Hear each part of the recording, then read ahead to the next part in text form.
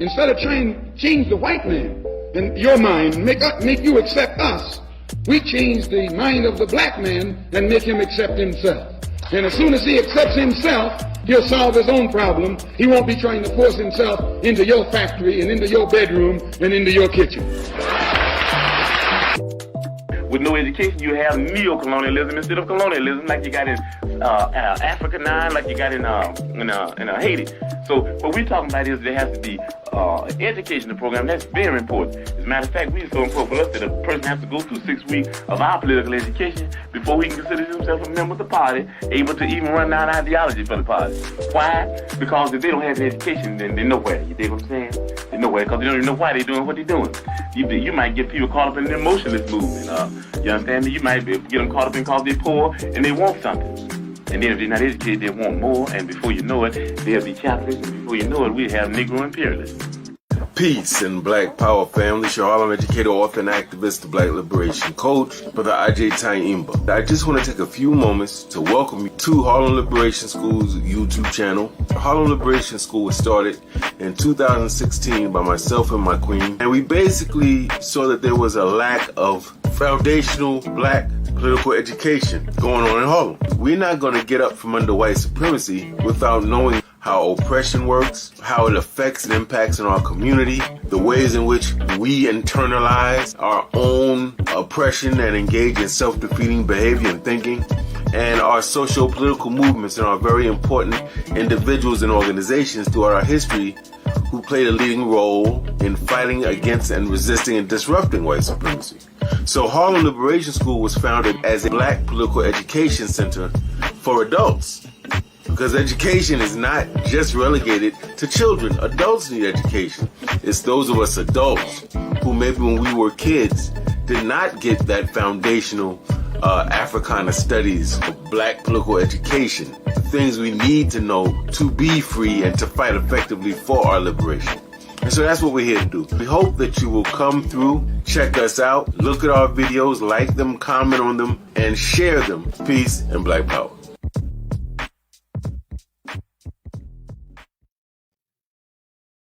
Peace and Black Power families. Brother AGYEI'S from Harlem Liberation School, where we teach black people to wake up, clean up, and stand up, in the words of our beautiful Baba and ancestor, Brother Malcolm X.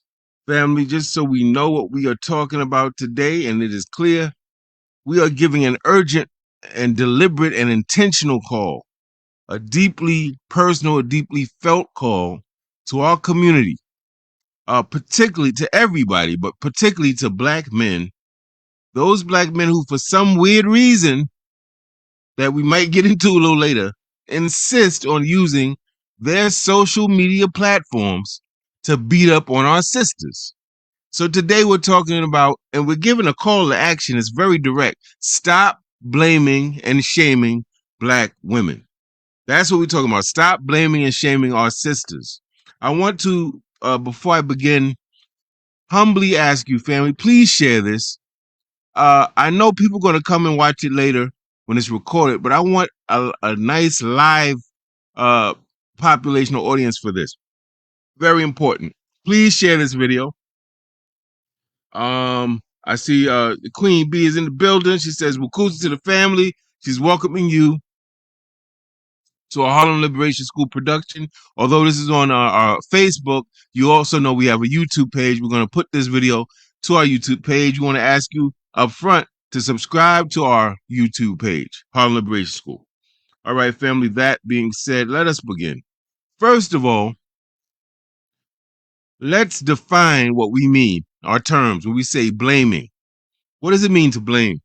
It means that you're making someone else solely responsible for choices and decisions that are either your own choices and decisions to make, or they're shared responsibilities. So you're trying to make it as if something is this person's responsibility, but it is in fact either yours or you share in responsibility with the person that you're trying to blame, right? And shaming is the act of making someone feel ashamed or humiliated. And it can involve things like degrading them, insulting them, or dehumanizing them. right? Now, to put this in context, what I wanted to do is actually show you a real life example of two brothers who really, if I can be very honest, I did not like from the beginning when I heard their videos. And one is named Tommy Sotomayor. The other one named, he is now deceased, is Kevin Samuels. There was big support of these two brothers, ironically, from black men. It was very weird. You would think that black men would not support that, particularly those of us who are nationalists, right? But surprisingly, a lot of black men supported Tommy Sotomayor and supported this guy Kevin Samuels, who recently died. Very interesting. But anyway, let's see this clip so you can see blaming and shaming in action, so you know what I'm talking about. The downfall of the black race is the black women. The black women embarrass us way more than the black men do. They do. And y'all want to say anything you want to, but they do. Every time black women get something, the beg for it. And then when you get the black women who actually do something worth of, they walk away. When our classiest ones go and get them a white man. When Eve was dating black men, she was the pit bull in a skirt. When she got her a white man, she took all the tattoos off and started losing her Philly accent. How's that possible? You know why they do it, bro? Because we settle for ain't and they don't think we deserve anything other than ain't Average looking women, average looking woman who's older, average looking older woman with a 13-year-old son, average looking woman with a 13-year-old son with a sketchy baby daddy. This gets worse every time I say something. And now you're asking for a man who's in the top 10% of men. You don't qualify for one. Why can't you just get a man that's an average guy? Sometimes I feel like in order to fully submit, I have to feel like he's in. Well, then you're gonna die alone. How about that? Let me just cut to the chase, ma'am. You can feel like what you want to, but women like you die alone. Straight up. Unbelievable, family. Unbelievable. If I didn't see and hear these videos for myself, and you told me that there were two black men that said such egregious statements about black women, I would think you were joking. I would think you're making it up, pulling my leg. But I have seen and heard it for myself. Now, in the first case, Tommy Sotomayor said that black women are the downfall of the black race. Wow. You talk about blaming and scapegoating. He puts the whole black race, right, on the shoulders of, I guess, all black women, and says that they're the reason that we're mucked up, right? Okay, we're going to get into why that's problematic. And then, following that crazy clip, you have the deceased Kevin Samuels, who's in dialogue live with a black woman who called him up with some questions, very humble, very modest. She wasn't confrontational with him, wasn't mean-spirited at all. In fact, was probably too nice with him, too accommodating. And he basically tells her, you're average at best. Why are you going for these men? You can't handle that. They're above you. You're not in their league. And actually says, if you keep having these unrealistic expectations of being with these type of men, and you haven't done A, B, C, D, E, you're gonna die alone. Damn. Family, this is the type of stuff I know for me. When I watch it, I wince. I go, ooh, ouch. It's hard to watch that and not feel like, wow. That brother said that, and that sister took that and did not respond. It's amazing. But these are classic examples of what I'm talking about when I say that we have some of our black men. I'm not going to make the mistake these type of brothers make. I'm clear that all black men, that these brothers that do this don't represent me at all. They don't represent me. I was raised by a mother and father in the home. My mother was beautiful, strong, intelligent, hardworking, industrious. That was my mom, right? My grandmother on my father's side, my father's mother, same way, different background, but strong, intelligent, God-fearing, didn't bother nobody, was involved in community politics, taught her 8 children the best she could, made ends meet, sold all their clothes. I mean, this is, and then my mother's mother, same way, in Montgomery, Alabama, part of the Montgomery Improvement Association, part of the Montgomery bus boycott. Strong women, funny, intelligent, who are humane. They did not represent some type of bottom of the barrel, unrealistic expectations type of women that this guy is trying. These people are trying to make a caricature out of black women, right? And most black women don't fit those sort of models that these type of men are projecting. So let's talk about it. We defined what blaming and shaming were or are. Showed you a video that showed some of it in action. Let's give an example of blaming. So that when you see this, when you go to YouTube or whatever, and you see these brothers or white folk or whatever kicking this, you immediately know, oh, that's what Brother AGYEI is talking about. They're blaming. One example is this, you may have heard. Black women are responsible for the fact that so many black children in the country are performing poorly in terms of their grades and their academics. And that's the black woman's fault. That's one example of blaming. Another example of blaming would be, you may have heard this in different forms. Black women suffer from listen to this, family. Black women suffer from domestic violence because they're sassy and insulting. Amazing that someone would actually think that way and then be ignorant enough to actually say that, to actually say that they're thinking that way, right? Okay, so in the first case, we know that that's a problem, saying that black women are responsible for the poor academic performance of black children. We know that there's several factors working together that would account for academic performance for kids. It could be the household composition. The blamers of black women say that since they're in the home and they're single parent moms most of the time, that everything that happens with the kids is their fault. What they forget to say is, where is the dad? Where is the father of these children? Does he have any responsibility or accountability for his children, their academic performance, their behavioral performance or conduct, their character formation? Is all of that the black woman's responsibility? And if so, and if all of that is the black woman's responsibility, which in far too many cases it is, because in far too many cases, black men are absent. You can be away from the mama and not away from your children, right? But you have brothers that they're gone and they're doing them. And when they do think about their children, it's an afterthought on special days. Years go by and these type of fathers may see their kid 3 or 4 times in 5 years, right? All right. Does he take some responsibility? Of course he does. But when people make this argument that black women are responsible, they make it seem like they're the only ones responsible. And then they make it seem like they forgot, if they are in fact the only ones really responsible, that means they're juggling an awful lot of responsibility by themselves.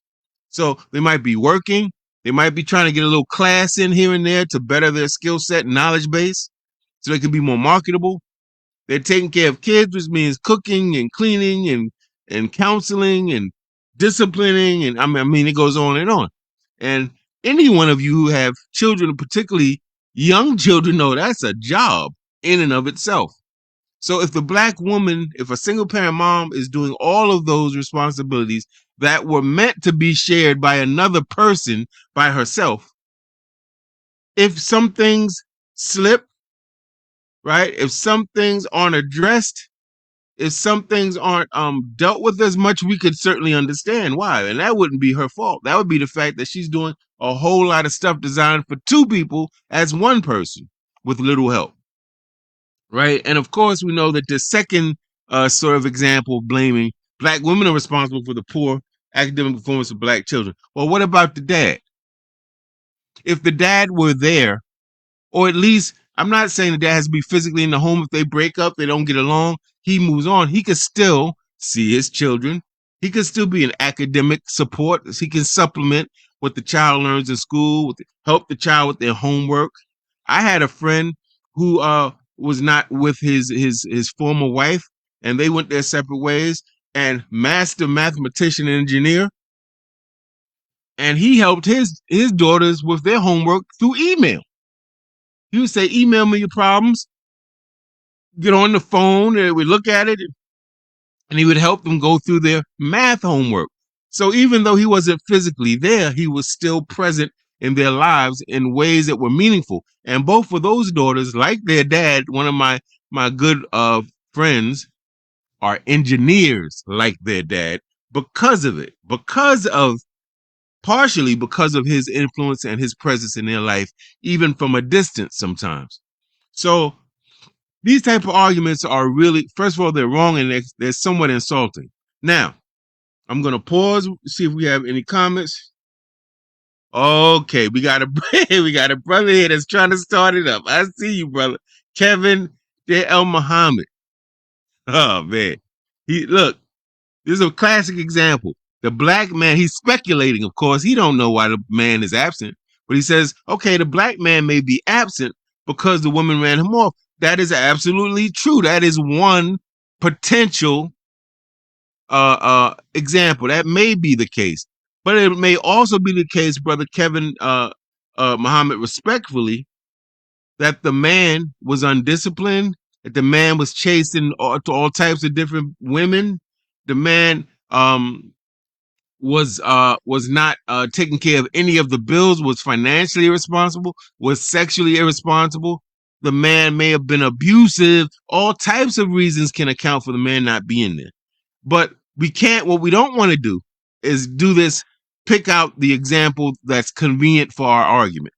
We have to assume there's a whole realm of possibilities why men are absent. Sometimes men are absent because the woman they're with cheats on them. And they say, you know what? I love my kids, but I can't stay here like that. I can't deal with that. So they move on. Sometimes they move on.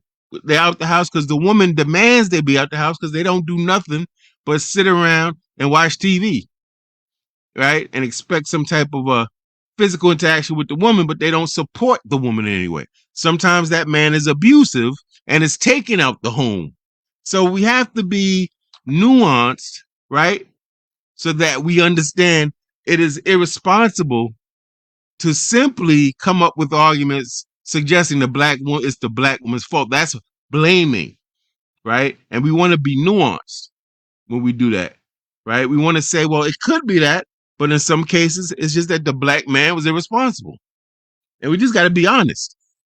and any of us that have children and have friends that have children that are men know some of their stories. And we know full well that in some cases, the man was lacking. It wasn't the woman, it was the man. And in some cases, it was the woman. But we have to be responsible and mature. We don't do this finger pointing thing. That doesn't work for him. Our good brother Kevin Muhammad says the type of relationship a man has with a woman, of course it may affect, of course, absolutely. And all we're saying, brother Kevin, is not to assume that the broken relationship, if it's broken, is the fault of the woman. Right? Sometimes it is not. Many times it is not. So we just want to be responsible. Now, my Queen B, Brenda, says, just as importantly, it is not true of all women. Very important. And it separates us further and is not a constructive way for us to overcome our differences. Absolutely right and exact. Absolutely. Absolutely right and exact. Now, I just want to continue. I'm going to try to go forth between what I'm saying and the comments. And I thank you all for joining us. Very sensitive topic, very contentious topic, but an important topic that we must discuss and we must work to resolve. All right. So we said what shaming was. Just to remind us, it is the act of making someone feel ashamed or humiliated. It can involve degrading the person, insulting the person, or dehumanizing them. Like when Kevin Samuels in the clip I played earlier said, you're going to die alone. I mean, what type of, that's crazy. You're going to die alone because you don't have this degree or that degree, and you're looking for a guy that does, So you have unrealistic expectations. So you're going to die alone. That's see, this is the thing we're saying. The blaming and shaming is one thing to be critical, family. It's one thing to say, baby girl, I love you, but I would like to see more of this, or I'd like to see less of this, or I'd like us to talk more, or I'd like us to do whatever more. Or for the sister to say, brother, I love you, but I'd like to see this. Or when you do this, it makes me feel this way. That's being critical, and you got to be critical, right? But we want to be what we call critically supportive, right? Not demeaning. What happens with these brothers that's on these social media channels that are blaming and shaming black women, family, is rarely do I hear a certain tone of, my sisters, this is uncomfortable for me to talk about, but we got to address it so that we can resolve the problem of the gender issues in our relationships. And he talks about communication, or he talks about a shared responsibility, or the sister comes on and she talks about a work-life balance and how can we work together so that we both have leisure time, not just the man. The woman's cooking, cleaning, folding the clothes, studying for class, preparing for work, and the guy basically may go to work, come home, and he has a lot more. I did a whole study on this. The average black man has a whole lot more leisure time than the average black woman in the relationship, because she's expected, and usually does, a whole lot more chores and has a whole lot more responsibilities. So the time she has to edify herself, to have self-care, is very limited. Very, very limited. And some black women, depending on the way they were raised, may even feel guilty for saying, I'm not going to cook tonight. I'm tired. So I need somebody else to do that. I'm going to take a bath and light some scented candles and listen to some jazz. Right? The average sister feels guilty for taking that position because she was raised, no matter what, you take care of the home. So this is a very complicated subject. I don't want us here to be overly simplistic in our analysis. I don't want us to come with the caveman thinking. I want us to really be mature, really think, be empathetic, put yourself in someone else's position and ask yourself, think about if this is your sister, your mama, your auntie, or your grandma, would you want them treated or seen in these ways, right? Very, very important. One brother in the beginning clip I showed, Tommy Sotomayor, says black women are the downfall of the race. That's crazy, like, to think that. Like, black men take no part if, in fact, our race is doomed or in a downfall, right? Which I disagree with. But if that's the position you take, how do you come to the conclusion that only black women put the whole black race in that position? How do you come to that conclusion? Yes, black women are the majority of our race, about 52%, but that means 48% are men. What are those 48% doing?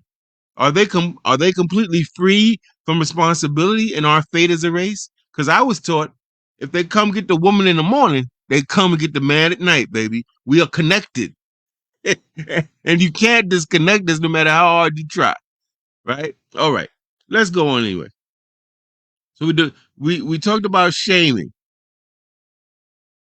Now, with the shaming, let me make sure. Okay. Make sure I'm in the right place. I want to talk about the problems, because this show could go on forever. And I want to make sure I get into some of the problems. Problem number one, when we blame and shame sisters, and I'm particularly the black men, particularly black men who's supposed to be conscious, black men who say they have knowledge of self, black men who say they're for black liberation, sovereignty, nation building. When black men take these positions, it's particularly insulting and I think hurtful to our sisters and to those of us that love our sisters. First problem, the shaming and blaming of black women is usually bitter and mean-spirited. What y'all think about that? So this is not a brother getting on social media and saying, you know, I think our relationships could be better from a black man's perspective if sisters weren't so emotional. Sometimes they try to take the emotion and listen and not respond immediately or say, look, I need time, and then come back later when they're cool. And that's how he says it, that type of tone. That's not a man that's being confrontational, contentious, or hostile. He's explaining a position. He's telling you what he feels. And he's even saying, I think this would be a better way to handle it. Right. So the average reasonable sister that hears that, she might get emotional, might not like what he says, but she couldn't realistically say what he said was disrespectful to her. What he said demeaned her. What he said belittled her or made her feel ashamed or humiliated. She can't say that because all he said was, I think this is a problem. I think it messes up relationships, and I think this may be a better way to solve it.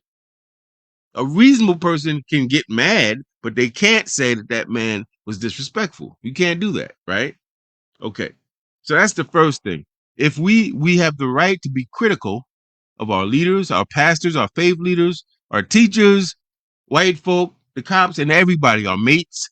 But there's a way, when it comes to our family members, there's a way that we share the critique. There's a way that we say, when you do this, I feel it makes me feel this way. Or I need this in a relationship. Because I can be by myself. If I can't, I can be by myself. But if I'm with somebody, I'm expecting some benefits. And this is one of the benefits I'd like to see. And I'd like us to work on that. Right? There's a tone and there's a way, a language you use when you're really caring about somebody and you want things to get better. And that's different from saying stuff like, oh, you gonna die alone then.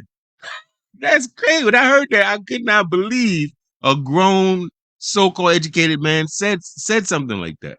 I couldn't believe I heard a grown, so-called educated man in that clip I showed you earlier say, black women are the downfall of the race. Because the truth is, well, I'm gonna get to that later. Number two, let's see if we have any more new comments. Oh, Queen B says, just as all men are not dogs, all black women are not guilty of the allegations we are charged with. We are far more loving and supportive to and of our black men than not. Okay. And then, of course, Kevin Muhammad has a number of scenarios. He says, what about the man that does provide? Yes. Brother, listen. Absolutely, brother Kevin, listen. What I'm saying to you and brothers who may share your sentiment is I'm not going to make the mistake of painting black men with a broad brush. I know black men that I would not trust to put my wallet around that I grew up with. I know black men that are indecent, dishonest, pathological liars, have bodies, murderers, so community predators. And I know black men that have given their life, their money, their time, their energy to reforming the community predators and to making our communities beautiful and teaching our babies right.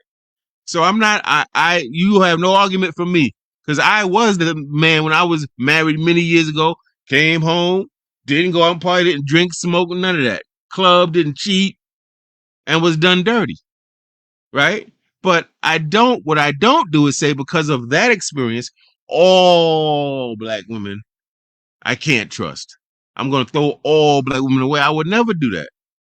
I would never do that, because I'm blessed to be able to say I had relationships that were beautiful, but it just didn't work out.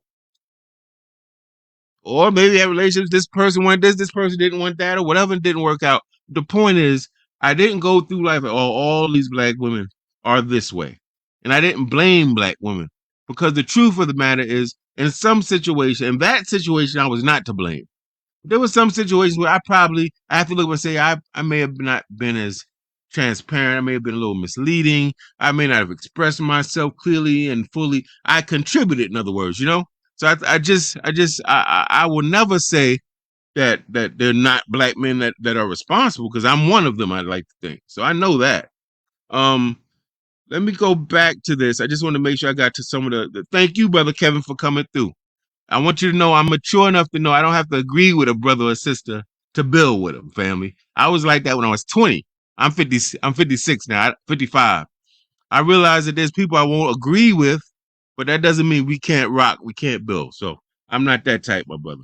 You're still welcome to come through. Welcome to come to the other broadcasts we do. Number 2. So we can't be mean-spirited, brothers. You got a right to be critical. Sisters have a right to be critical, but when it comes with the mean-spirited, harsh, that bitter edge that you feel like somebody stabbed you or burned you, you go, "Ooh, that's not good." First of all, the person's not going to listen to you. They're going to resent you. And even if what you're saying is 100% right and exact, they can't even take that into account because they're reeling from what you said, the name you called them, what you said about their mama, whatever, right? There's a way that we deliver to people we care about. Problem number two, when brothers are on social media talking about our kids are failing because of black women, our kids have bad behavior, they're getting locked up in the school to prison pipeline because of these black women. Our relationships, the families aren't growing. There's no male-female relationships that are prospering no more because of the black woman. Well, number one, that's not true. Let's just put that out there. That's not true. It's inaccurate and it's imbalanced. What do I mean? Certainly there are cases where there are some black women that just through their behavior, through the things they do and say or fail to do or say, they may be a large part of why certain relationships don't work. But then just as we say that, in the same breath, we got to say, and there are brothers that are like that. So what we want to do when a scholar is trained to be a scholar and they write in their books and they're being critical of somebody, they're taught to have a balanced critique, which means before we go in on the stuff we don't like about what this guy wrote or this person's position, we first talk about some good things. You show balance because in showing balance, you show maturity and you show that people have dimensions to them. Most people are not complete a-holes, right? They have some redeeming qualities, right? And even people who are really good people, they're not perfectly good. There are times when you catch them on the wrong day, you'll find that they are a-holes sometimes too, right? So you want to show that sort of that complexity, that nuance. So you be balanced. You say, the sisters I dated. You don't say black women. You say, the sisters I dated were like this. And even then, if you dated 10 black women in your life, all 10 of them, I'm sure, were not the same way. So even if you do that, that's not right. Be balanced. Say, I had maybe 6 that were really, oh my God, but I had 3 or 4 or 5 that were really good. And sometimes you might even have to say they were on point and I wasn't ready. You may have to be honest and say they didn't really do anything wrong. I wasn't really ready. I was doing some underhanded, sneaky stuff and they called me on it. So there has to be transparency with that, but we have to be balanced and we have to tell the truth as we see it. You have the right to tell your truth, but your truth should be objective and balanced, is what we're saying. Problem number 3 with the blaming and shaming of black women. The blamers and shamers almost always fail to include themselves in the critique. And that's very convenient, right? You never pick up your clothes. You never wash this. Okay, let's say all that is right. Do they never wash dishes? They never pick up the clothes? Is that true? A little bit embellished. But conversely, where do you stand on those chores? Do you always pick up your clothes? Do you always wash dishes? So it's kind of this thing of finger pointing, right? And not being self-accountable. That's a problem because what that means is we'll never resolve the issue because one half of the relationship or the couple is failing to see that they are complicit in the very things that they seem to be always critiquing, right? So we have to be honest. Include yourself. Say, well, what role do I play? That's the role of mature people. They always, no matter what's going on, they will always ask, as any good leader would ask, okay, this happened. I don't like this. What role, if any, do I play? Could I have said something that would have created a different outcome? Could I have intervened in a certain way that would have created a different outcome? Could I have trained somebody or fired somebody, right? Or disciplined somebody? you always say, what role do I play? That's just a key, a benchmark of maturity.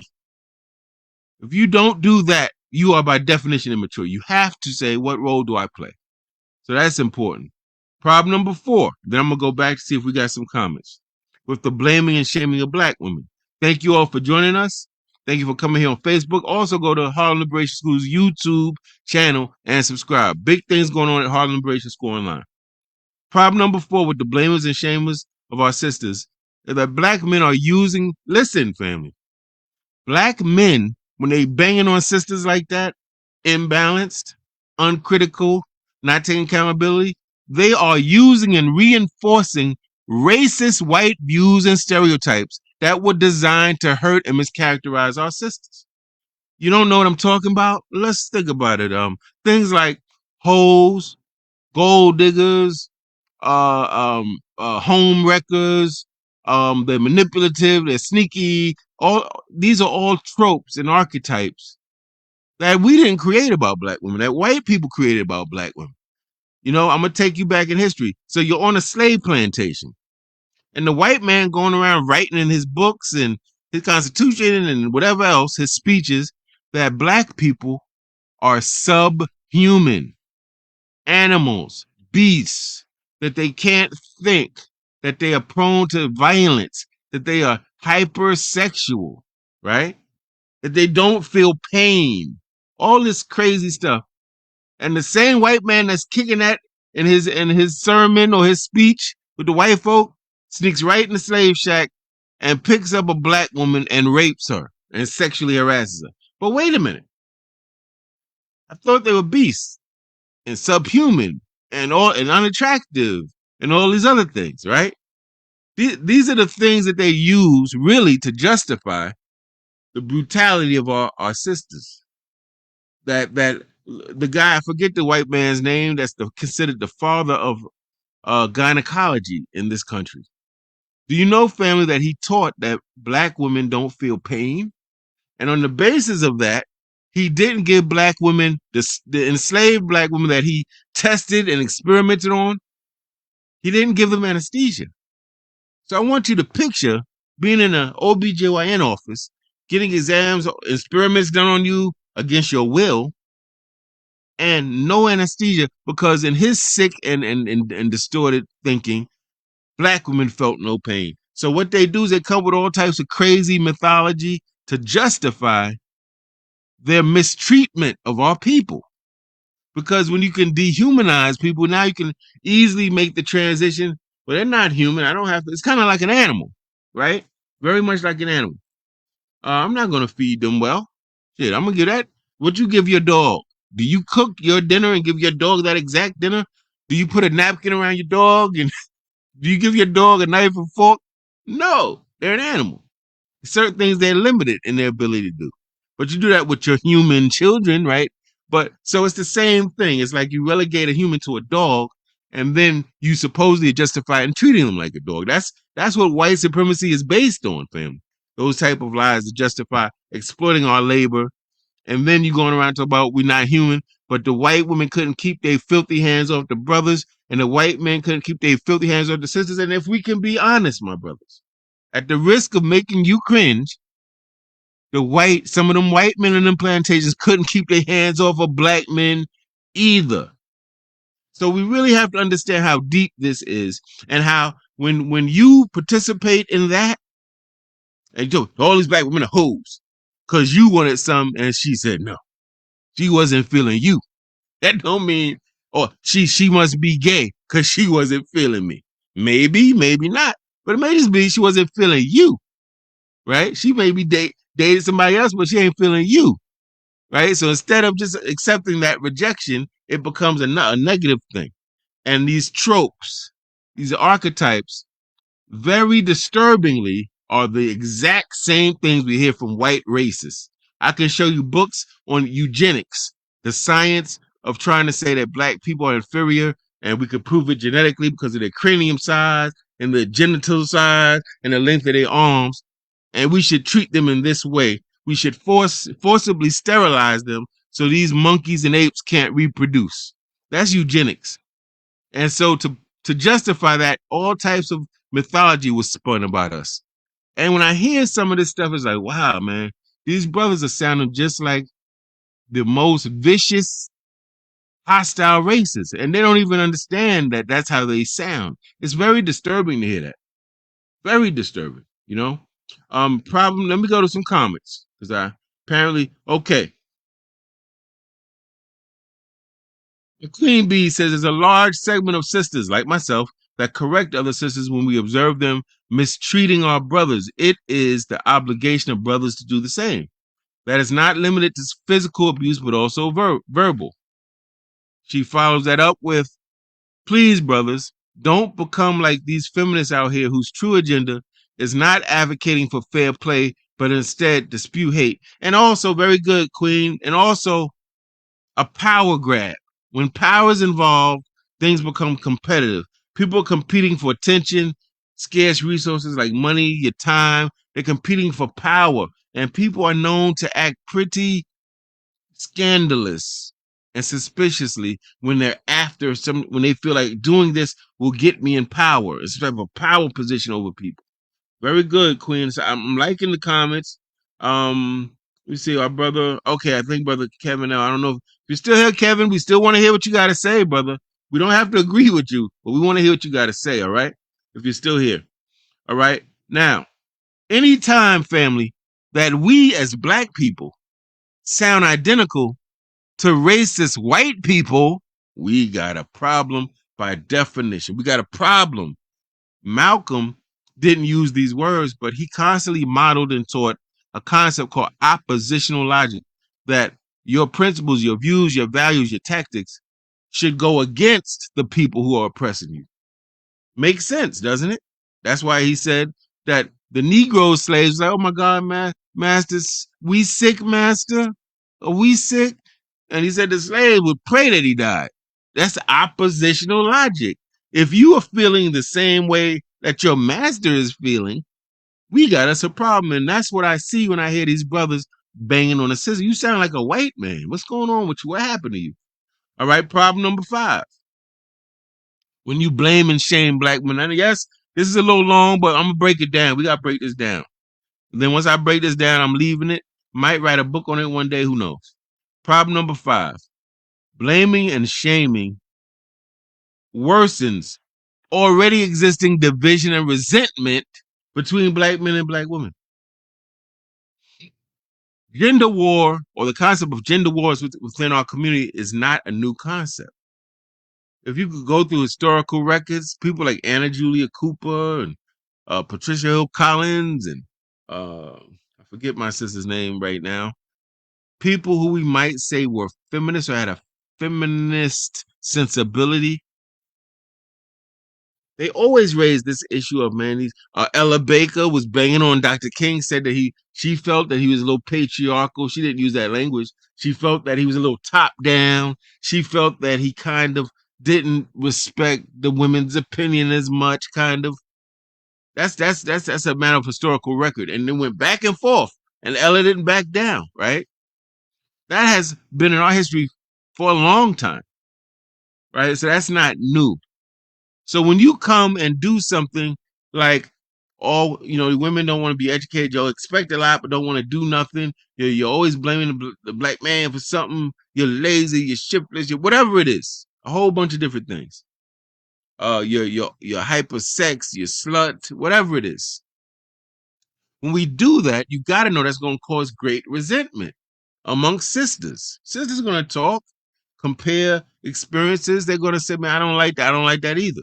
Right? Nobody wants to feel belittled and humiliated and insulted, particularly in public.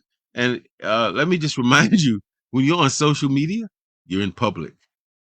You may be sitting in your room or your little studio, but you're saying something in a public space that could possibly reach far more people than if you were outside, actually. It could reach millions of people through social media and the internet. So you are basically publicly airing out some of your opinions that are not very well developed and not very well supported logically and rationally. Okay? So we need people and leaders in our community and social media pundits and talking heads that at least have the sense enough to understand I don't want to contribute or exacerbate a problem that already exists. I'm here to what? Alleviate tension. I'm here to bring what? Understanding. Here to help re-educate or to pivot or steer people to solution and not keep quipping over the problems. But when you are a leader or position yourself that way and you're actually adding to the problem, that's problematic.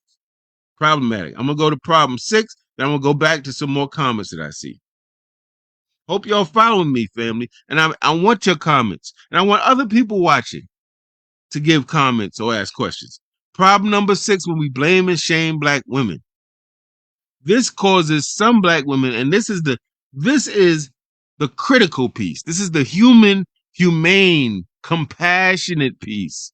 It makes some black women family feel unwanted, devalued, depressed, and if we can take it to the largest extent, may make some people feel suicidal. You know, there are people who are otherwise well-balanced, intelligent, hardworking, all the good things we say are good in society, who kill themselves or mutilated themselves or became addicted to self-medicating themselves through alcohol and all types of things, may even become promiscuous and licentious because they felt, well, no matter what I do, people throwing me into this pot saying I'm this way anyway, so hell, what the hell?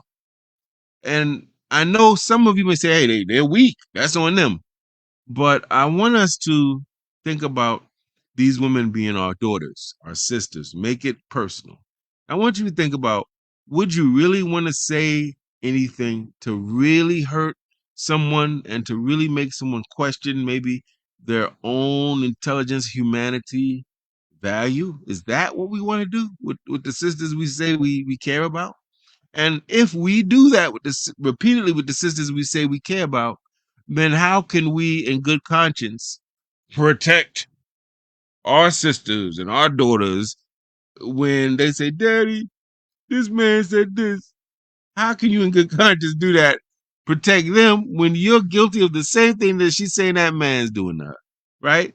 So we want to be, whatever we do, we want to be, I don't want to say the word nice. I want to say something. I want to say compassionate, sensitive, empathetic, caring, and kind. I like the word kind. We want to be kind with our delivery. And I listen, family, in saying all this, please don't make the mistake that I do all this stuff perfectly.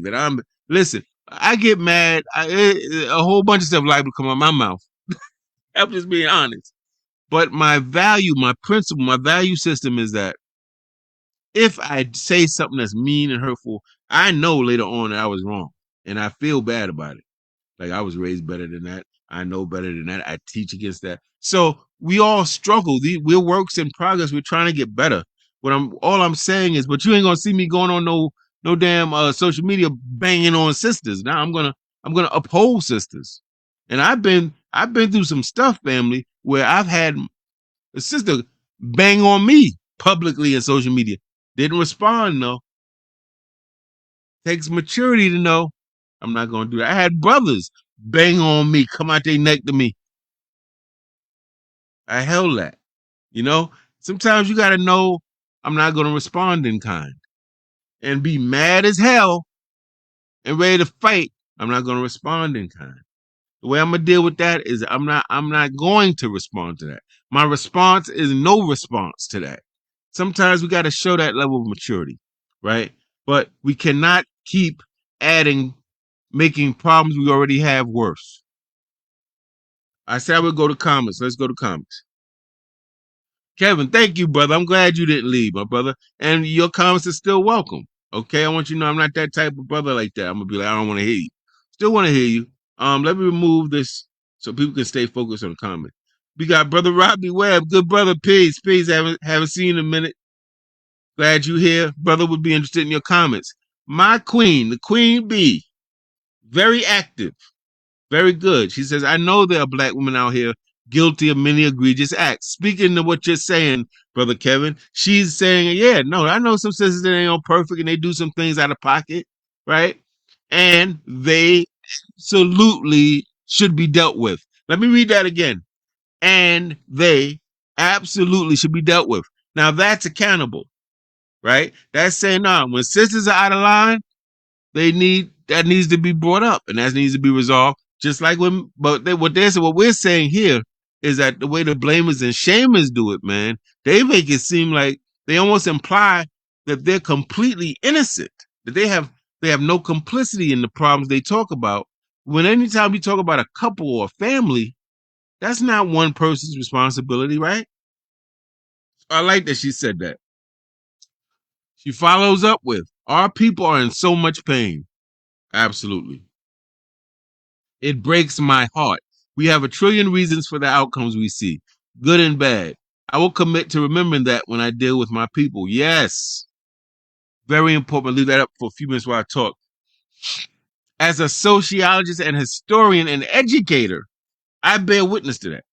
If we go to sociology, we can talk about income levels. We can talk about racism and white supremacy. We can talk about negative propaganda. We can talk about body shaming, all of that. That's sociology. All of that can impact and does impact our people negatively.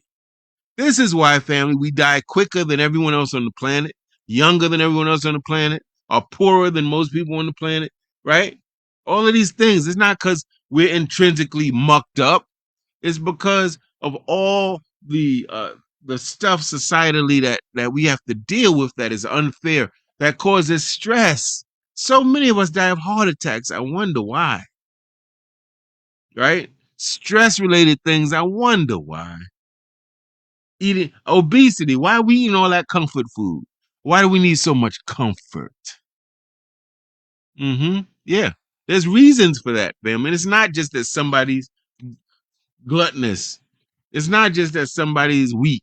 It's there's sociological things that impact us. So I'm glad that my queen is saying that. Very good. I'm gonna go back to our problems. We're on problem number 7. 7th problem. When black men are blaming and shaming our sisters, I want you to think about this. Black men are supposed to be partners and, when necessary, defenders of black women. I want to say that again. Black men are supposed to be the partners and, when necessary, defenders of black women, not their bullies or attackers. How can you be their partner and defender when you're actually the one offending them? Right now, I'm doing an entire broadcast defending black women's honor and reputation. I'm doing that because there's black men running around here, some of whom even fashion themselves as leaders in the community, who are using social media to bash, belittle, humiliate, demean, and insult black women. They're being offensive. They're offending the sisters. They're supposed to be defending the sisters. And how can you defend that which you don't value? Right? For instance, while these brothers are saying all these mean and ugly things about the sisters, blaming them, scapegoating them for every black community problem, we have hundreds of thousands of black women that are going missing, that are being abducted. This includes little girls too.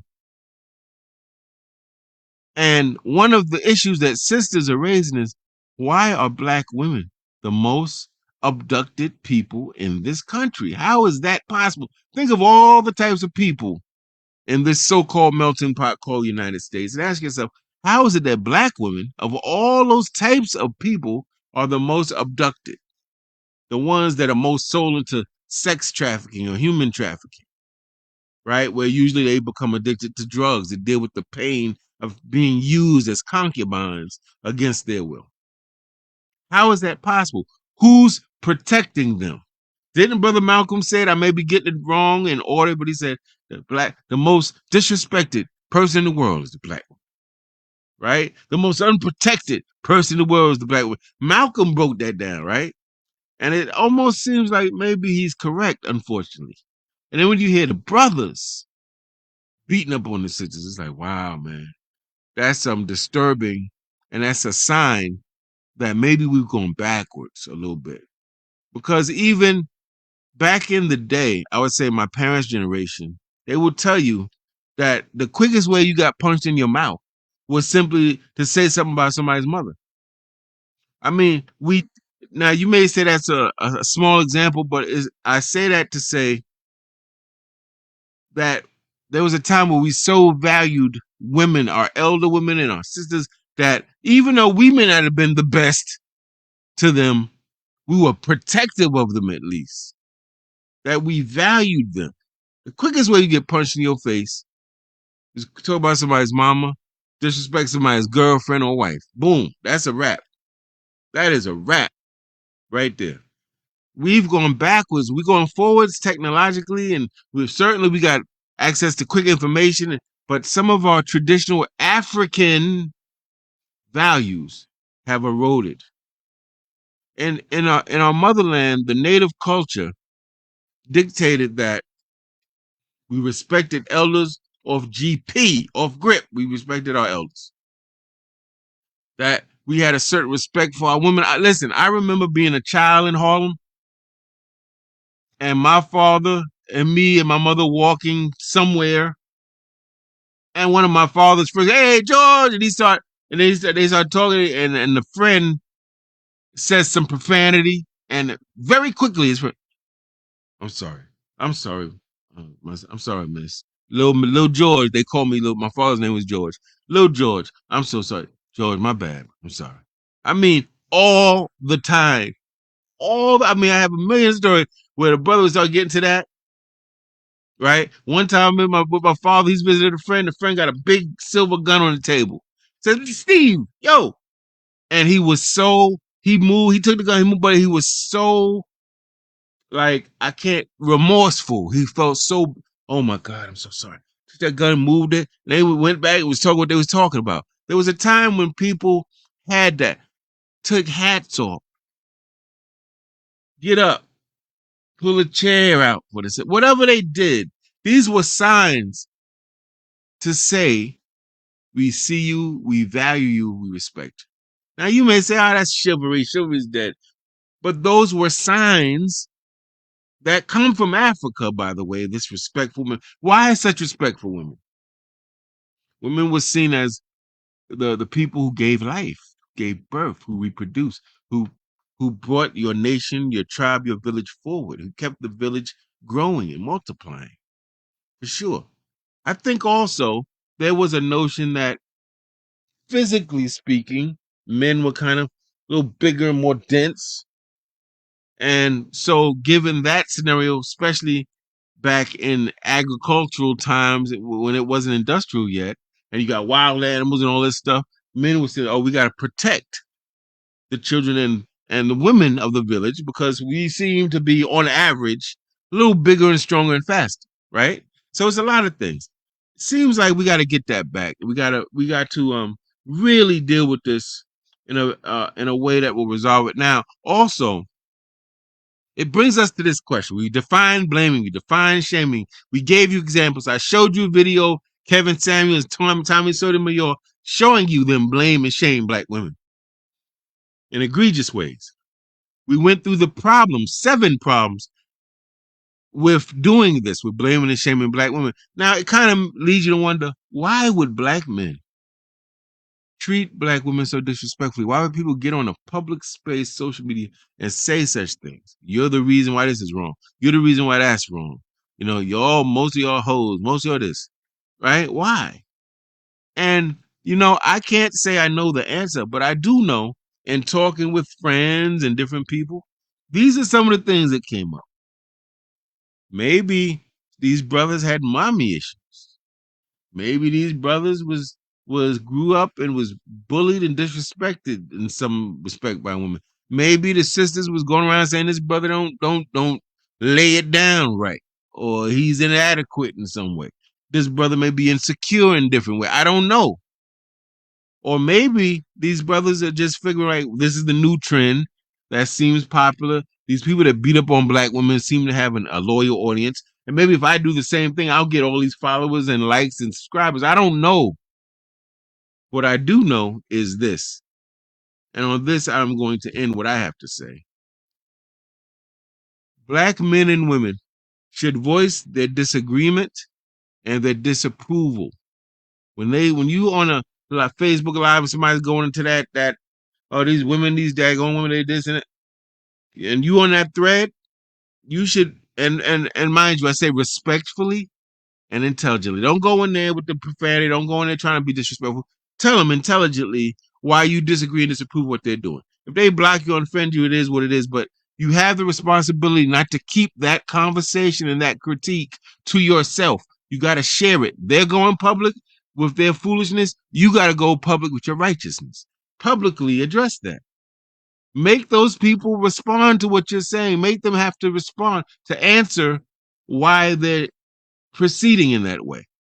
What evidence they have to back up what they say, right? What is their objective? What's your agenda in saying such vile things about all of these women? What do you hope to accomplish? You should make them respond to that. And when they fail to respond to that, or they respond to that inadequately, other people are going to see that, and it may embolden them to join. That's what we got to do. We cancel people over the dumbest things, right? I'm not saying cancel them, but certainly there should be a concerted effort to address that. And I should say, not just from women. I'm doing this show and broadcast because I know there are some of you, a small group of you, who say, man, I respect Brother IJ for whatever reason. I trust Brother IJ for whatever reason, right? And that if I say it, some people are going to say, man, I'm going to take this a little more seriously. I'm going to look at that. Maybe I'm missing something. He's taking this time out of his life to talk about this. It's affected him. Maybe it's something to it.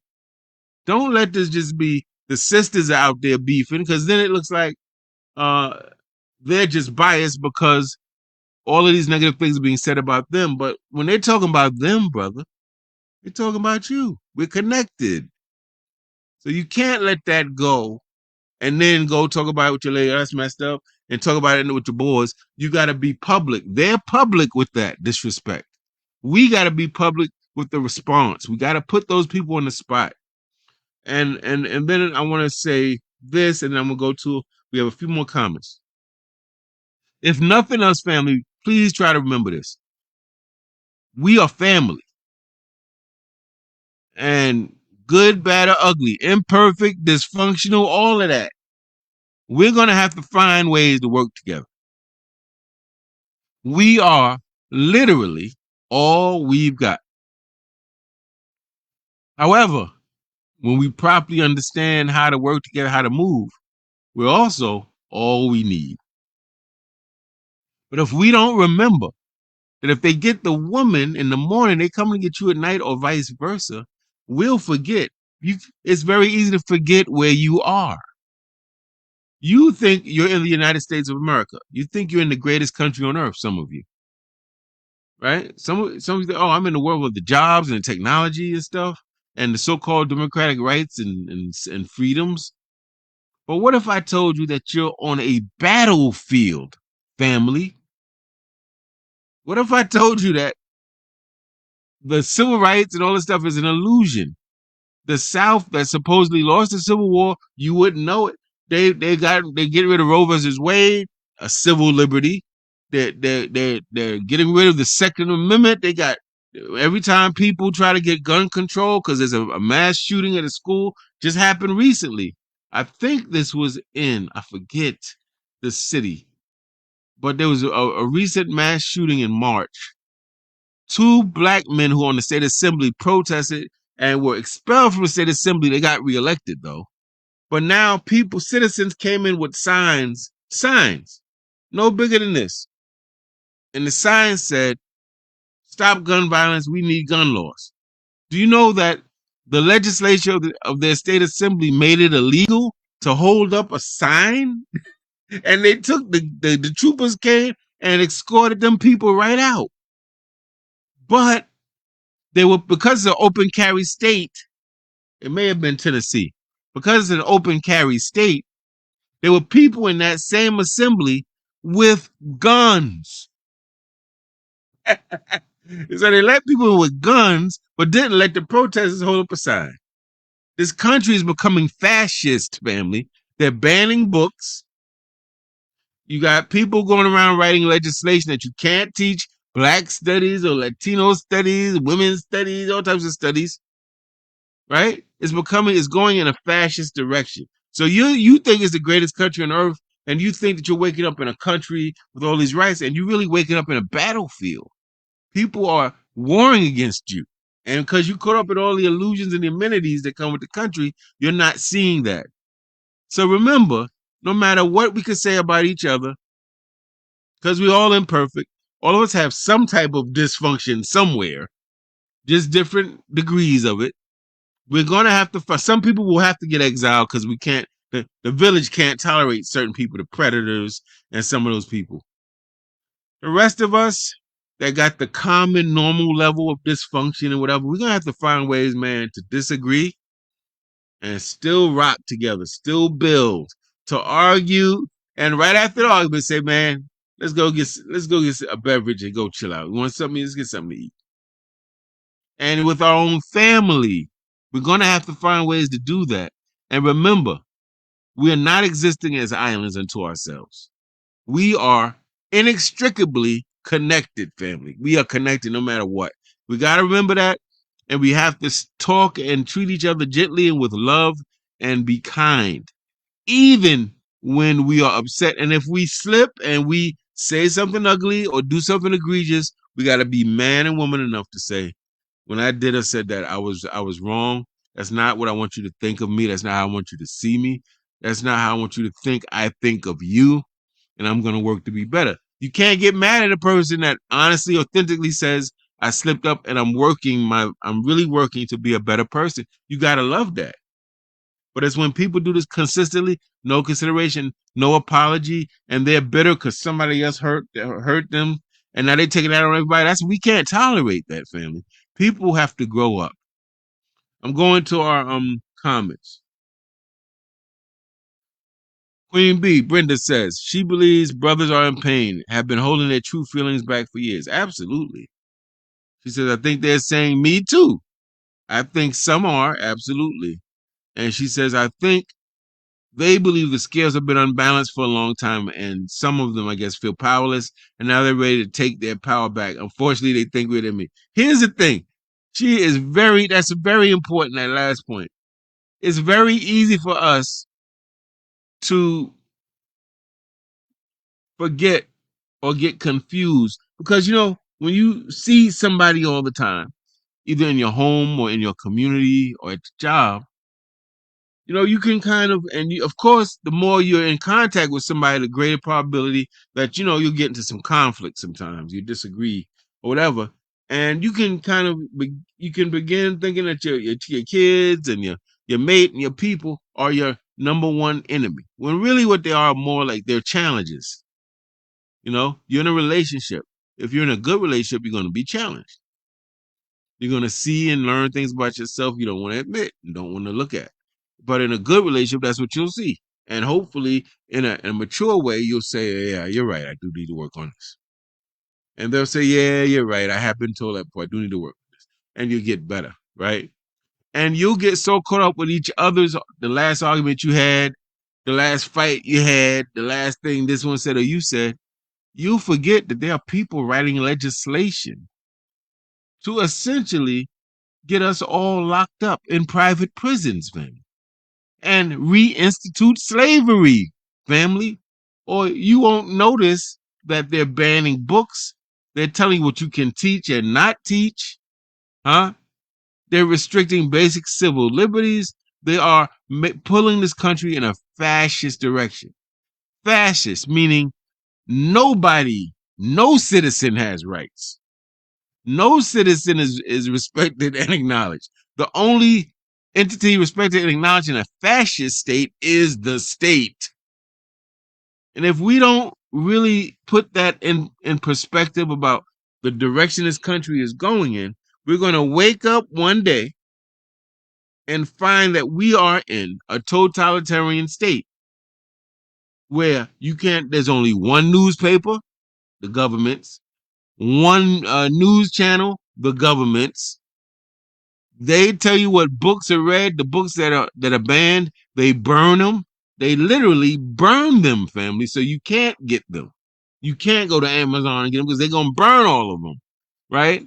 That's the type of state. And if you think I'm being hyperbolic or extreme or embellishing, I want you to study world history and study some countries that exist right now.